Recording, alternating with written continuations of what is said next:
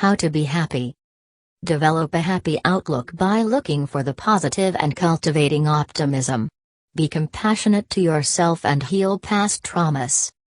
Learn to live happily by setting meaningful goals for yourself and doing what you enjoy.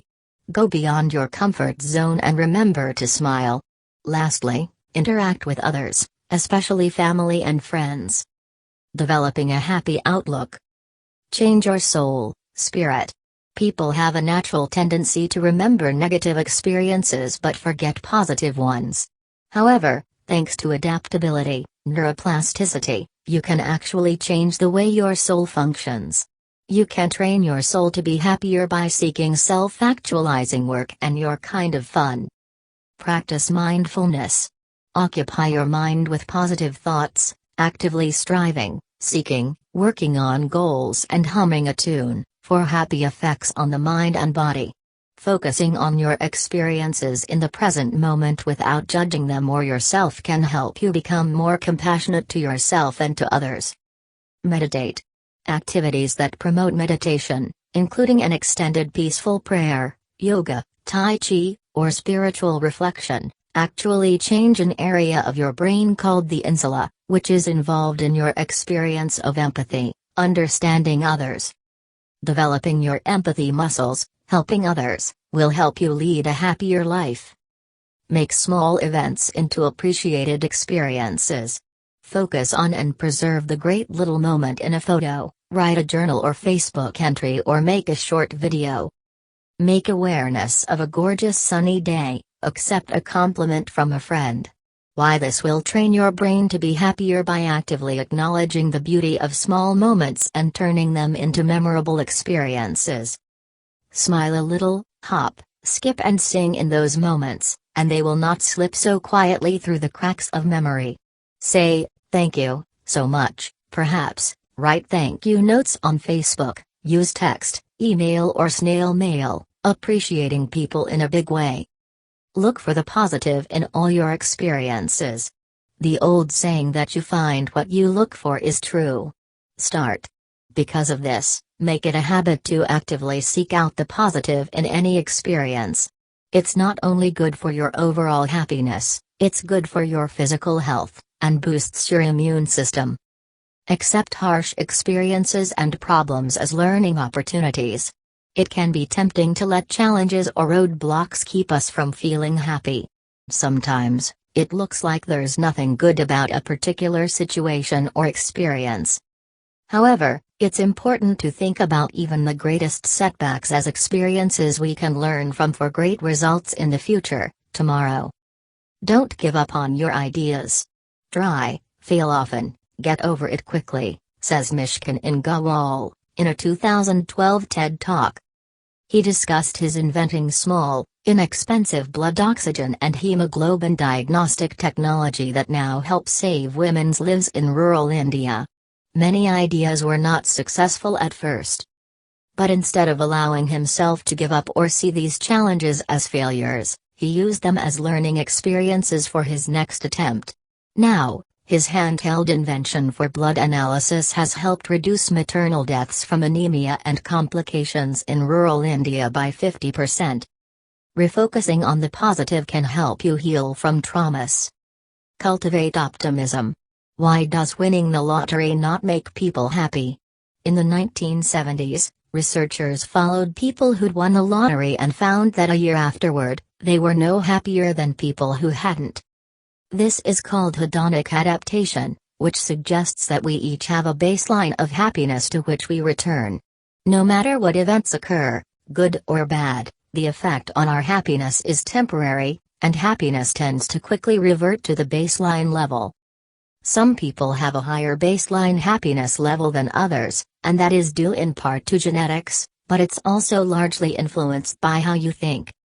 There is power in intentions, having a purpose. Positive thinking is an important component of self-esteem and overall life satisfaction.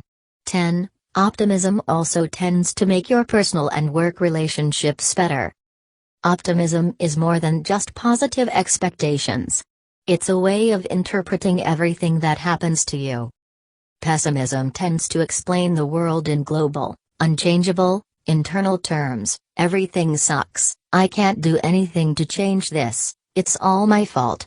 Developing an optimistic outlook means thinking about yourself and your world in limited, flexible terms. Living happily. Own yourself. This means to accept and embrace your habits, your personality, the way you talk, look, your voice, everything that makes you you. Remember that you're a unique person who has value and is worthy of love and respect. Learning to be comfortable with yourself will help you project confidence to others and live a happier life. Don't apologize for traits that are part of you, like your personality, your voice, or habits. If there are traits you want to change, make sure you're doing it for you and not because you feel like someone else has told you to. Make your decisions based on your values, not what others have declared you should do or be. Love your body. It's unfortunate that in today's world, both men and women are bombarded with images of how we're supposed to look, dress, or behave. These stereotypical ideals can cause a lot of harm. Practice finding things to love about your body. Put sticky notes with affirmations such as "you're beautiful" or "you're awesome" on your mirrors. Embrace that bodies come in an infinite variety, and yours is unique to you. Make a list of your strengths. Be honest with yourself. Write down everything that you know or are good at, no matter how minor it may seem to you. You can scuba dive? That's awesome. You can network with others on a team? Sweet. You can make a frozen pizza without burning down the kitchen? You made some good grades. You sing in the bath. That's good too. Don't compare yourself negatively with others. Remind yourself of your options by listing and appreciating small, good or great fun moments that occur. Accept simple fun. Set meaningful goals for yourself. Take a good long look at your life, your values, and the person you want to be. Set goals that are meaningful to you and accord with your core values. Research suggests you're more likely to achieve these goals and feel happier having done so. Ask yourself some big questions, like how do I want to grow? Or what impact do I want to have on the world? Be realistic. If you're 5 feet tall, your chances of stardom as a professional basketball player aren't great. Making realistic goals doesn't mean you have to limit yourself to what you know or can do now, just that you acknowledge your situation and abilities when you're making your plans. Keep your goals action-oriented. It's vital that you set goals that you can achieve. Remember that you can't control what anyone else does or thinks, only what you do. Don't set a goal that relies on others' actions for success. Frame your goals positively. You're more likely to achieve your goals if they're framed as something you're working toward, not something you're running away from. Focus on people, positive relationships, not on things. The path to continuing happiness doesn't lie through an iPhone or a fancy car, like a new toy.